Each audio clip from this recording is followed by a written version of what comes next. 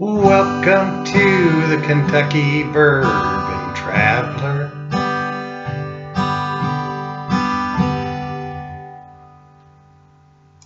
We're going to Bardstown's Willett Distillery on Kentucky's Bourbon Craft Trail. Then over to the Highlands of Louisville, where Linda is showing us how to make a Kentucky Old Fashioned, Louisville style. We're also profiling Willett's Old Bardstown 100 proof bottle and bond bourbon. Then Christiana is showing us a recipe for chocolate dipped bourbon strawberries. Stick around for some bourbon fueled fun. Thanks for joining us. We're going back into Bardstown today to see the Bourbon Trail Craft Distillery, Willett. Willett is a quick trip an hour southeast of Louisville, Kentucky, and right down the street from the Heaven Hill Distillery and Bourbon Heritage Center. Willett was founded in 1936 and was reopened as a bottler of bourbon in 1984. In '84, Evan and his wife Martha Willett purchased the distillery on the grounds of the old Willett farm and named the company Kentucky Bourbon Distillers, KBD Limited. Until about 6 years ago, KBD largely bottled old stock from Willett and bourbons from others. Willett offers brands you might recognize like Old Bardstown, Noah's Mill, Rowan's Creek, and Johnny Drum. It's a family business, and 2 generations of the Willett family's descendants are now working together on reestablishing the Willett brand as a bourbon producer. The Willett farm and distillery has its own limestone water spring fed lake behind the visitors center. Most distillers now use reverse osmosis to clean up the area water, but this gives you a pretty good idea how clean the local water is right out of the ground. One of the most technically interesting tours you can go on is over at Willett. It's full of distilling knowledge from a tour guide who covers everything in depth from temperatures, into the barrel, to the animal feed, over to the leftover grain. We'll skip the mash tubs and inside of the ricks you've seen 100 times. You can see one of their heads and tails storage tanks to Chris's left in this picture, and they're still in the background. The still behind us can process plenty of bourbon. The company has 8 smaller scale rick house warehouses on site to age their new product.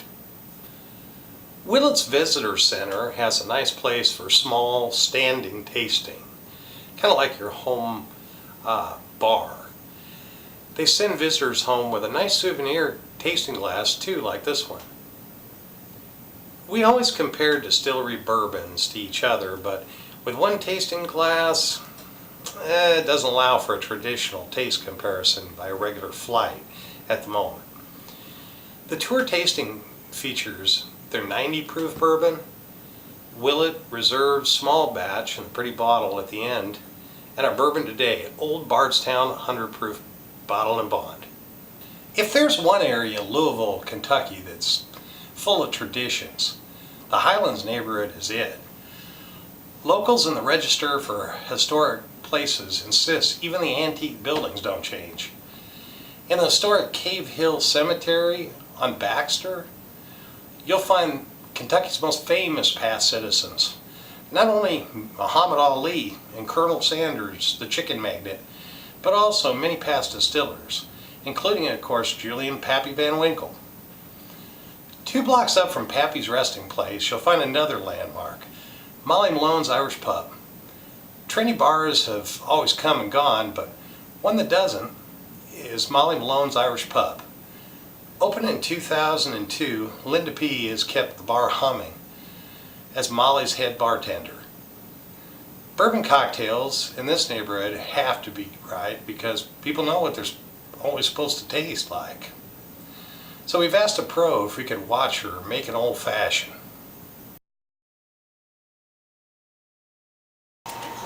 Today we at Molly Malone's, and we with Linda, which has been 18 years at Molly Malone's, and today she's going to make us a fantastic old fashioned.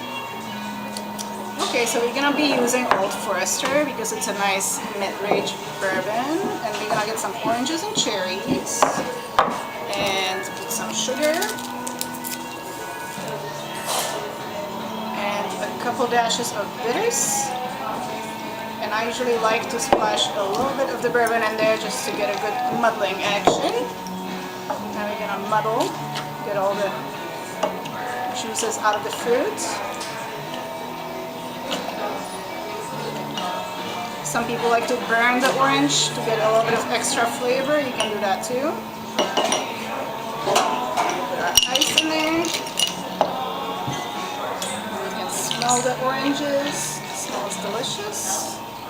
And then some people like to top it off with a little bit of soda water to get a little fizz in there. There you have it. Now you can drink it. Our bourbon today is Willett 100 proof Kentucky straight bourbon whiskey, bottled and bond.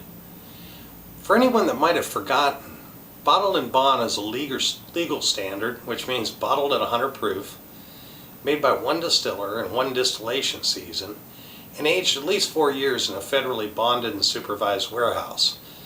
The bottled and bond designation proves a distiller didn't buy the liquor, put their own label on it, and sell it as their brand. The bottle is labeled by law with DSP, I don't know if you can see that, but DSP Kentucky 78, which means it was distilled and bottled by Willett. It's carried at Wines and More for around $20, which is really reasonable for a 4-year bottled and bond whiskey. This isn't age stated on the bottle, but by definition of bottle and bond, it's at least 4 years old. I think you'll agree when you taste it, it tastes older. I would have guessed 6 years. Willett Bottle and Bond is a sweet, light bourbon that at 100 proof doesn't taste as strong as its proof. It does have a slight ethanol taste, so this one is really good to let it breathe. Take a look at the color of the old Bardstown 4-year bottle and bond and the 10-year Henry McKenna. There's really not a huge difference, which makes me at least wonder how old this old Bardstown really is, since it's not age stated.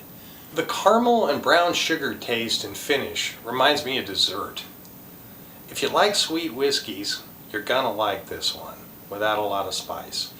The finish leaves you with almost a cinnamon roll taste in your mouth. Brown sugar, cinnamon, and spice without the bread notes. This bourbon has a gentle finish and little burn. It's not a traditional complicated bourbon, but it's an interesting young bourbon that shows the Willett family is back making their own. Willett's mash bill or grain ingredients are 72% corn from Kentucky, 13% rye, and 15% malted barley. Willett let us know all of their products are aged in No. 4 charred oak barrels. Think chocolate dipped strawberries can't get any better? Well, next Chris has the recipe for bourbon chocolate dipped strawberries. Go ahead, give up some of your bourbon, it's worth it.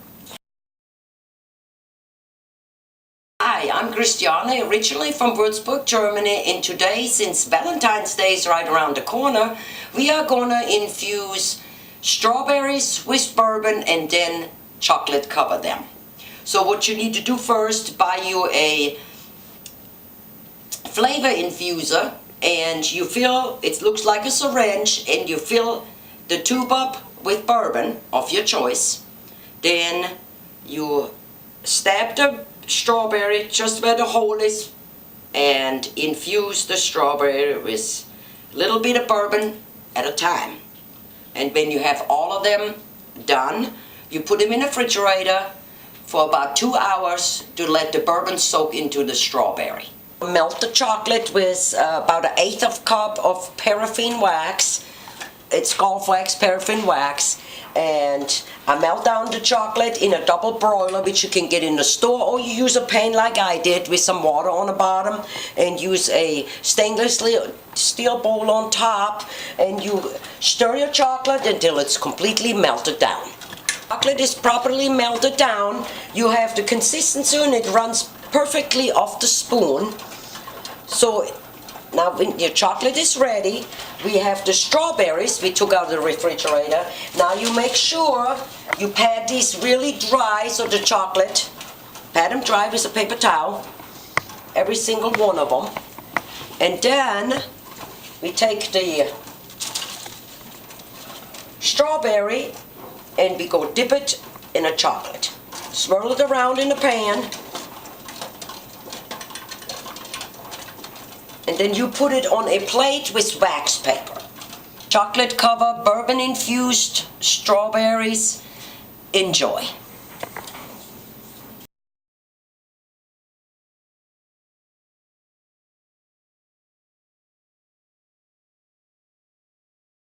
Kentucky Bourbon.